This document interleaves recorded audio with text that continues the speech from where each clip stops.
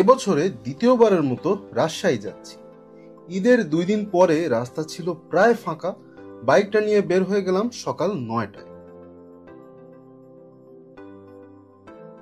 টাঙ্গাইল পার হয়ে এলেঙ্গা এসে দেখি আলাদা লেনের রাস্তা হয়ে গেছে।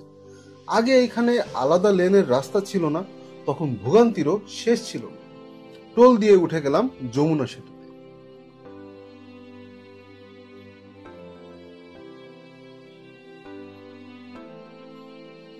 সিরাজগঞ্জের হাতিকুমরুল মোড় পার হয়ে এলাম বনগ্রাম মহাসড়কে, যেটা বাংলাদেশের প্রথম সার্ভিস লেন সহ মহাসড়ক।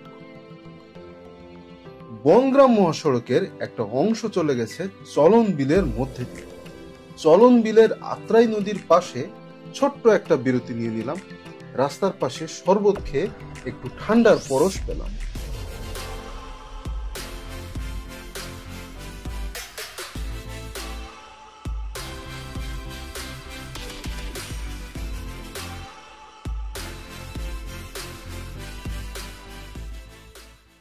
বনগ্রাম নাটোর হয়ে পৌঁছে গেলাম রাজশাহীতে। সুন্দর, পরিপাটি আর পরিচ্ছন্নতার জন্য রাজশাহী শহরের খ্যাতি আছে। আমরা উঠলাম গ্র্যান্ড রিভার ভিউ হোটেল।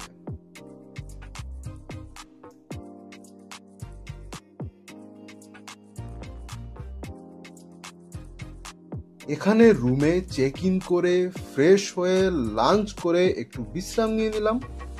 এরপরে চলে গেলাম টি বাথে, আর এখানে পেয়ে গেলাম অসাধারণ একটা চা।